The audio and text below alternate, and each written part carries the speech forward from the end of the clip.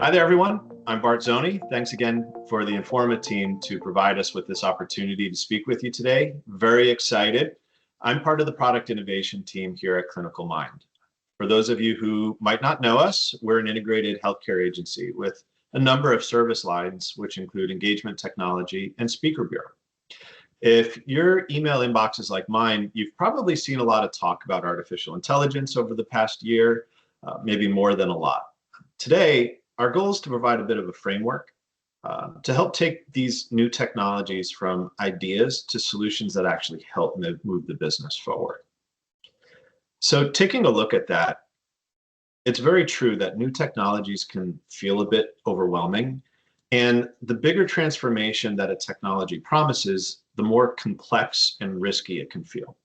This certainly is the case with AI. We're constantly being promised it's going to transform our lives, transform our industry, transform our jobs.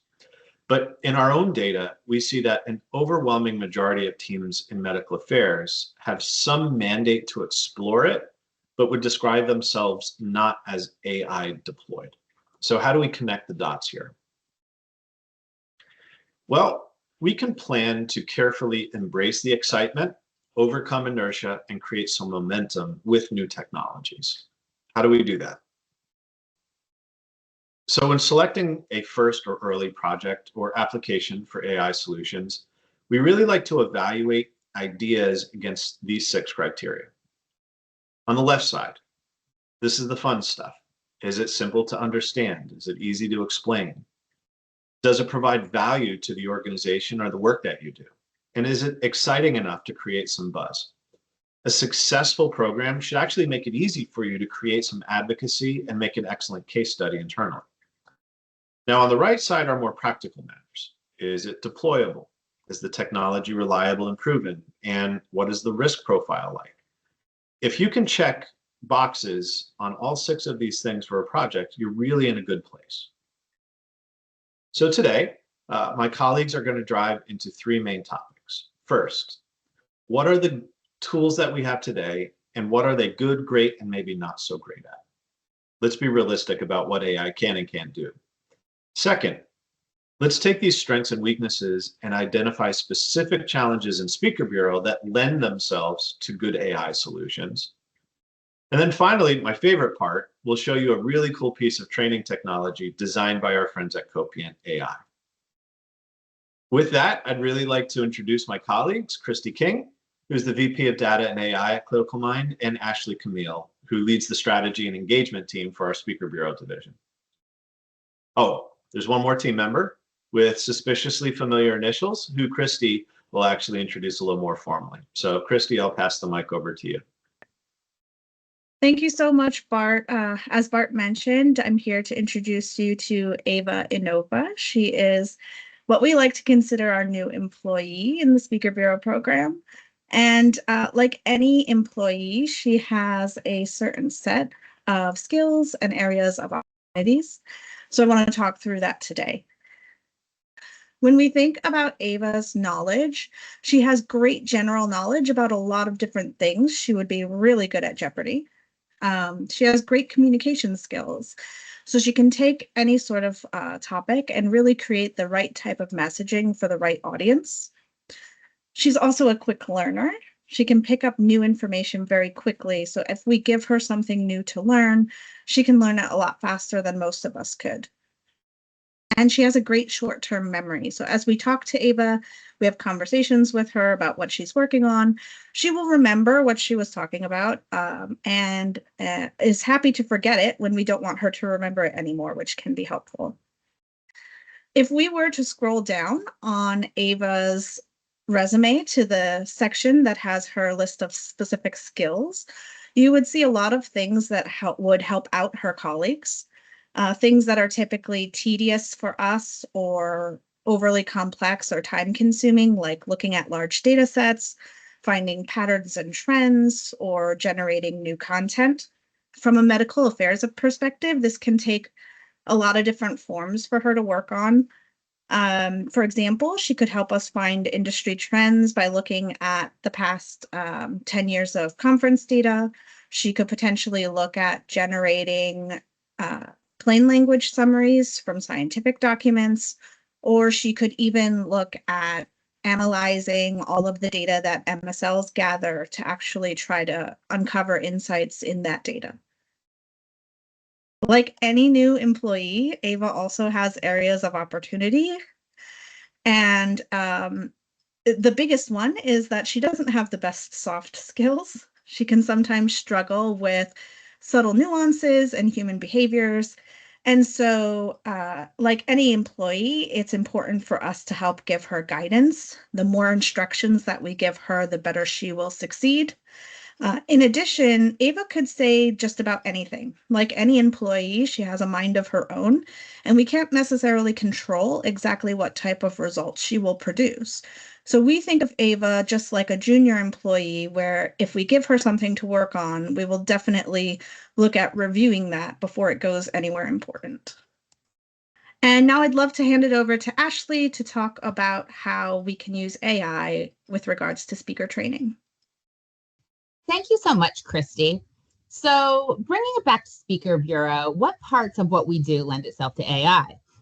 What are the key things to be careful about with Speaker Bureau? What are the stakes? So obviously you can see here there are high levels of compliance scrutiny. We need to be careful about giving clear guidance. And these relationships are with our top HCPs who are really the biggest brand advocates. So we want to be careful. We want to make sure their experience is positive.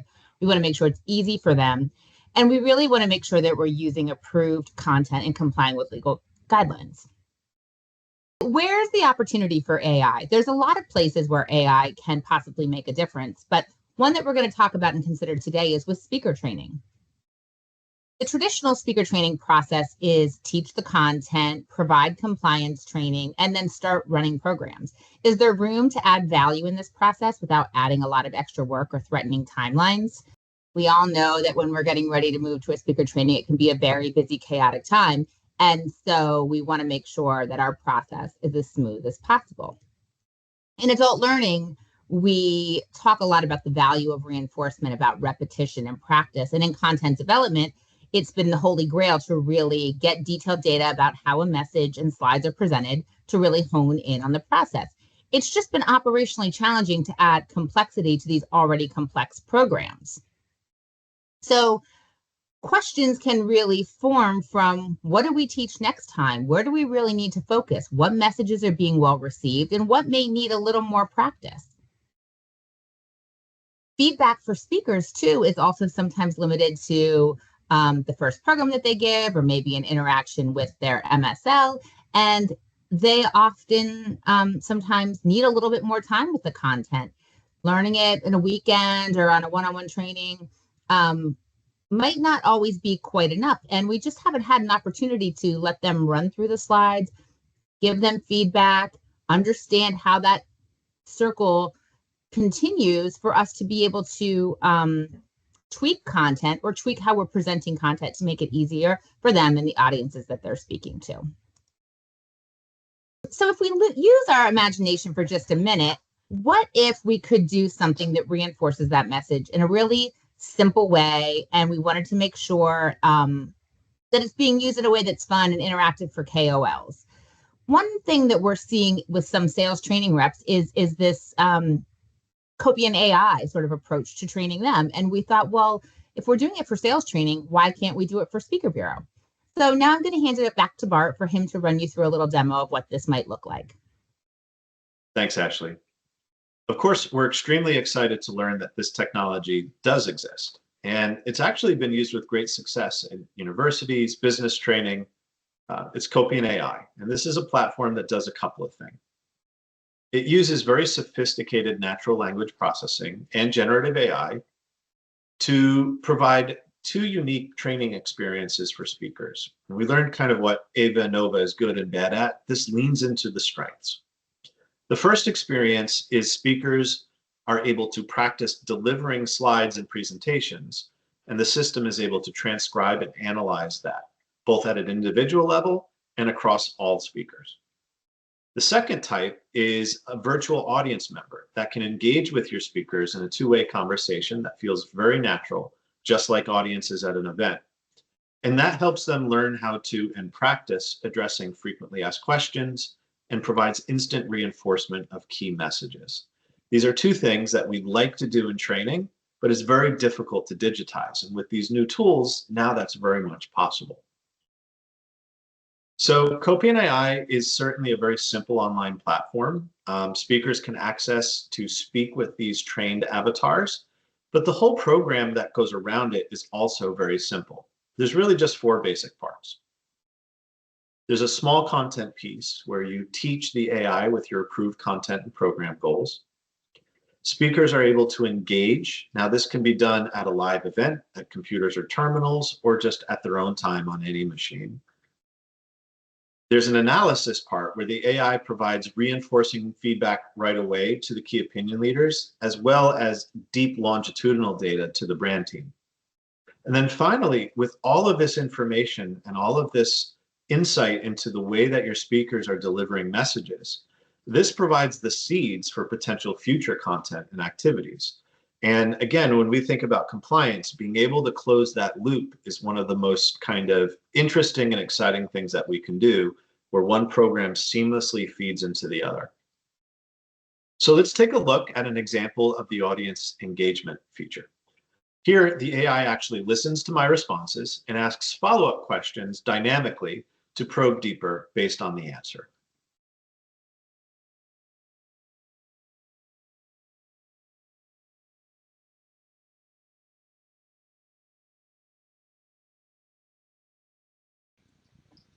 Hi, I'm Morgan Spees, in private practice at Alpharetta Internal Medicine. Do patients tend to underestimate the severity of their disease? What's the impact of that? I have no national data about this, but I can tell you what I see in my practice. There are patients who underestimate and patients who overestimate the severity of their disease. Seems about an even split where I am, but the reality is I'm a little bit more concerned about the folks who underestimate the severity of the disease, because if you underestimate severity, the chances of following through with controller medication on a day-to-day basis are much lower. And what I see is those are the folks who tend to have exacerbations, hospitalizations, and negative outcomes. That's interesting. What strategies do you use to help patients who underestimate their asthma severity understand the importance of consistent treatment? Getting to know your patients is a big part of that. I really don't like scare tactics, right? I think people understand that if asthma runs out of control, bad things can happen. So we don't need to focus too much on that. I do like to focus, though, on what people see as a good outcome. What are the things you like to do? Do you like to walk or jog or play with your grandkids? Do you want to participate in sports? Maybe avoiding days off of school or work. Connecting the treatment plan to them being able to do the things they want to do in their lives seems to be very effective in our office. Thank you for your time.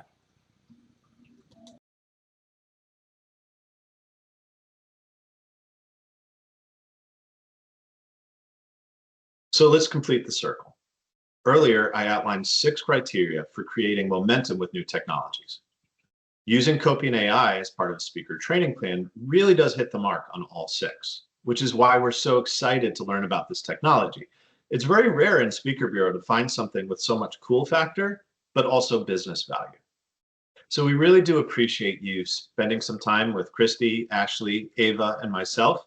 And in a moment, we'll address a few of the questions that were posed during the live launch of this presentation. The first question is, how can something like this get through compliance? Certainly, making sure that the program is compliant is very important, and especially when you're talking about natural language processing and avatars who you can't guarantee exactly what they say. There's always a bit of a heightened sense of concern. The great thing about these programs is it's really designed to elicit listening. A question is not training. A question is not content, right? You never know what audiences are going to ask either. What's most important is what the physician says. So the core of the program is really active listening that you can automate. And in that sense, there's not a really big compliance concern. Now, there is the element of what does the key opinion leader or the speaker see afterwards in terms of feedback. And this is where the program can be calibrated to be completely deterministic, where you almost, based on what they say, have scripted responses. Or you can be a little bit more relaxed and allow the AI to more dynamically respond to the physician. Given that it's being trained on all approved materials, this should be sufficient, especially when you have a disclaimer saying that, the feedback in this program is not training. The other thing you could do, for example, is have it focus on delivery. So, depending on your compliance team and their appetite for doing things like this, the program can be calibrated to have a very deterministic profile, but still be cool and still provide you lots of great data. And then as you get comfortable, you can unlock other parts of the program. Ashley, you have compliance folks on your team. What kind of approaches might you take to working with partners to get something like this through? I think from a compliance standpoint, one of the things that we really need to consider is that you only really want to be asking questions here, and you can't necessarily guarantee what the AI is going to say without a script. So you really want to make sure that you plan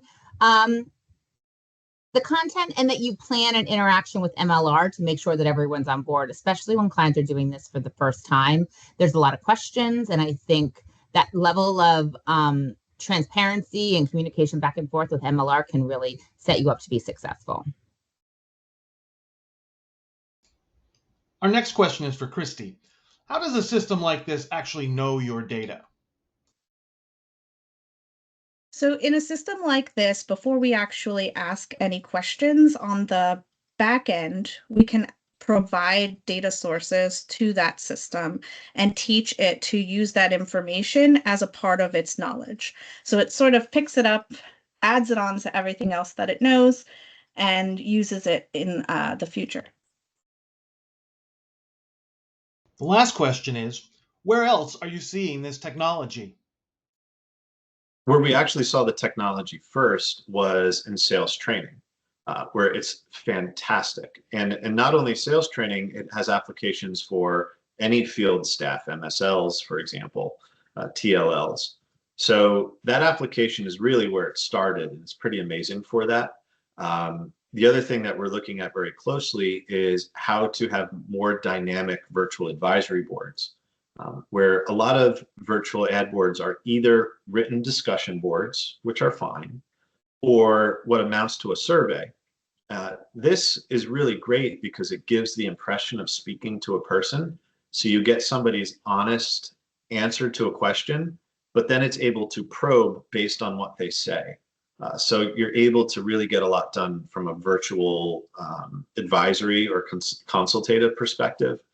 So not only do this field training speaker bureau, but we're also looking very deeply at advisory programming, and it looks like it's got a lot of promise there. Thank you so much, Bart. I really hope that this was well received and tells people just a little bit about what we're doing over here at ClinicalMind, and we'd love to talk more and just give you a little glimpse into how this could work for you. So please reach out anytime if we can provide you with any more information. Thank you so much and have a great day.